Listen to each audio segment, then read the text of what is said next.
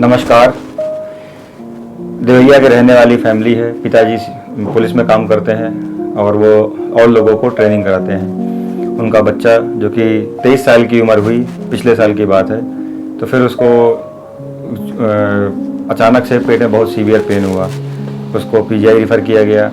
आया, दिखाया उसने, उसको मालूम चला कि पैनक्रेटाइटिस है, पैनक्रियाज में सूजन है। पैनक्रियाज जो कि पत्ती जैसा अंग ऑर्गन होता है बॉडी का, जो कि पेट के हिस्से में होता है, उसका काम होता है पाचक रस को बना करके हाथों में डालना।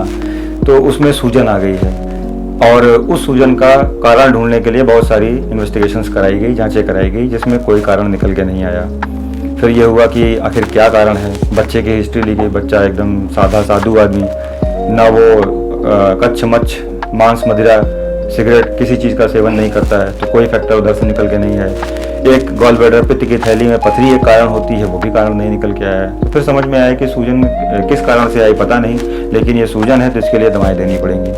और ये माना गया कि जो इस बॉडी का इम्यून सिस्टम है, बॉडी की जो रोग से लड़ने की क्षमता है, रोग प्रतिरोधक क्षमता, वही अपने शरीर के अंग के पीछे पड़ी हुई है। तो उसको दबाने के लिए स्टेरॉयड की हैवी डोज दी गई है, ताकि इम्यून सिस्टम को समझाया जा सके, उसको जो है शांत किया जा सके। ये स्टेरॉयड की हैवी डोज दो महीने करके उसको टेपर किया गया। मतलब उसकी डोज को समय 40 mg, फिर 30 mg, फिर 20 mg, फिर 10 mg, ऐसा करते करते साल भर चले। साल भर बीते थे और उसको इस बीमारी से तो आराम मिल गया था, लेकिन बच्चे को कमर में दर्द शुरू हुआ पिछले 2 महीने से। जब कमर में दर्द शुरू हुआ, कमर का दर्द बहुत भी चढ़ा, वो करवट नहीं ले पा रहा है, करवट लेने में दिक्कत है। फिर धीरे धीरे करके सीवियरिटी दर्द की बढ़ती चली गई और स्थिति ये हो गई कि दर्द पैरों में आने लगा। चलना मुश्किल हो गया, चल भी नहीं पा रहा है, कमर में समस्या है। फिर उसने तुरंत अपने जो पीजीआई के डॉक्टर साहब थे उनसे कंसल्टेशन किया, तो उन्होंने कहा कि अब ये दवाएं बंद कर देते हैं और ये चीज़ें जो है धीरे धीरे नॉर्मल हो जाएगी, आप किसी डॉक्टर से कंसल्टेशन कर लीजिए, दूसरी स्पेशलिटी से। फिर हड्डी के डॉक्टर से कंसल्टेशन किया गया, न्यूरो के डॉक्टर को दिखाया गया। जब चीज़ें दिखाई गई, एमआरआई हुआ, एमआरआई में निकल के आया कि आपको हड्डी की टीबी हो गई है। कौन सी हड्डी? रीढ़ की हड्डी की। और क्या कर रही है, वो दोनों हड्डियों के बीच में जो गद्दी होती है, जिसको हम डिस्क बोलते हैं, उसको भी उसने इन्फेक्ट कर दिया है। उसको भी अपने उसमें बीमारी ने अपने उसमें ले लिया। इससे मवाद बन रहा है, इतना सारा मवाद बन रहा है कि वो मवाद पूरी हड्डी को गला दिया है। हड्डी के आगे, हड्डी के पीछे, हर तरफ मवाद जो है पड़ा हुआ है। इतना ज़्यादा है कि नस भी उस मवाद की वजह से दब रही है। उसके दबने की वजह से आपको पैरों में लक्षण आ रहे हैं और कमर का मूवमेंट बिल्कुल जो है ख़त्म है। अब वो जो है ऐसे नहीं कर सकता, ऐसे नहीं कर सकता। जब चल रहा है तो बिल्कुल एकदम सीधा चल रहा है, कोशिश कर करके, और नहीं तो जो है करवट लेने में समस्या।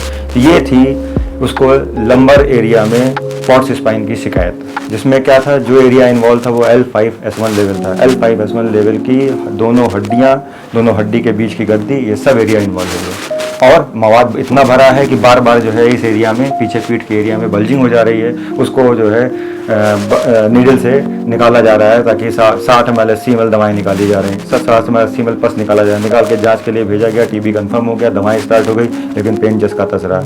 और कम से कम 3 हफ्ते के ऊपर बीत चुके थे।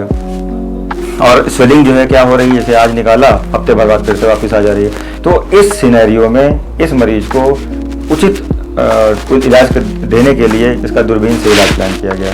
दूरबीन मतलब एंडोस्कोपिक स्पाइन प्रोसीजर प्लान किया है कि हम लोग दूरबीन से उस एरिया में जाएंगे ताकि मिनिमल डैमेज करें, पूरा आर्किटेक्चर प्रिजर्व रखें, और अंदर जा करके उस एरिया की धुलाई कर देंगे। जो नस के पास का एरिया है उसको धुल देंगे, मवाद को जो है वहाँ से हटा देंगे, और डिस्क भी साफ़ कर देंगे, ऊपर नीचे की इंड प्लेट भी साफ़ कर देंगे। इस तरीके लिहाज से बताया गया कि ये चीज़ जब की जाएगी तो जो मवाद है वो कम हो जाएगा। जो इन्फेक्शन, जो टिश्यू जहाँ पे जगह जगह बैक्टीरिया प्रेजेंट है, जहाँ जगह जगह जो है वो घुसे हुए हैं अंदर, कीटाणु, विषाणु, जीवाणु, उनको जो है उनका लोड कम कर दिया जाए, संख्या कम होगी तो आपको राहत मिलेगी। इलाज की डेट तय हुई। 3 घंटे के अंदर इलाज जो है इलाज प्लान किया गया और 3 घंटे में इलाज को संपन्न किया गया।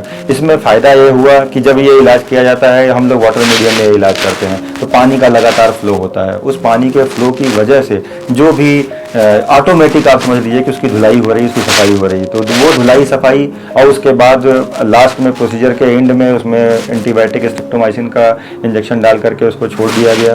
एक पर्टिकुलर डोज जो कि उसके लिए सुटेबल थी, डाल कर 20 मिनट छोड़ दिया गया। उसके बाद ड्रेन छोड़ दिया गया और 3 दिन तक उसी स्ट्रेप्टोमाइसिन से इलाज होता रहा। रिजल्ट बहुत ही चमकाने वाला है। वो मरीज जो कि इतना सीवियर पेन से परेशान था, वो अगले दिन जब वो जो है करवट लेता है तो करवट लेने में कोई समस्या नहीं है, बैठता है बैठने में कोई समस्या नहीं है, खड़ा होता है खड़े होने में कोई समस्या नहीं, चलने में भी कोई समस्या नहीं, बिल्कुल दर्द गायब। लग ही नहीं रहा है कि वो अपने साल भर से पैंक्रियाज से और पिछले 1.5 महीने 2 महीने से टीबी, वो हड्डी की टीबी से जूझ रहा था। उसको लकर बीमारी छू मंतर हो गई, क्षण से गायब हो गई।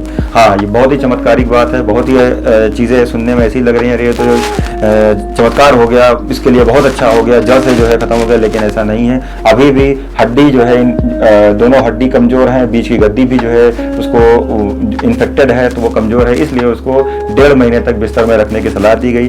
15 दिन तक वो हमारी निगरानी में, अब हमारे ही जो है हॉस्पिटल में वो स्टे करेगा, जिससे उसको जो है दवाएं दे करके 3 दिन तक उसकी धुलाई करके फिर ड्रेन निकाल करके उसको दवाएं दे करके उसको स्टेबल किया जाए। उसके बाद 1.5 महीने तक वो कोशिश करेगा कि मैक्सिमम टाइम बेड रेस्ट करे, और जब भी चले तो बेड लगा करके चले, और मिनिमम से मिनिमम जो है मूवमेंट करे, सिर्फ लैट्रिन पेशाब नित्य क्रिया वो जो है करने के लिए जाए, बाकी मैक्सिमम टाइम बिस्तर। तो फायदा ये होगा कि अभी आप पेन फ्री हो, अब आप कंफर्टेबल हो, लेकिन जो अंदर की पैथोलॉजी है वो हील कर जाए, उसको हील करने में कम से कम 45 दिन का समय लगता है। तो इसी चाहत से हम लोगों ने उसका इलाज प्लान किया, और मरीज और परिवार सब लोग इससे जो है बहुत ही खुश हैं। तो ऐसे ही अगर आपके भी किसी एरिया में किसी उसको अगर कमर में टीबी की शिकायत होती है, कमर की हड्डियों में, और उससे नस पे असर पड़ता है और दर्द सीवियर हो रहा है, चाहे कमर का भीषण दर्द आप नहीं सह पा रहे या फिर पैरों में दर्द जा रहा है, तो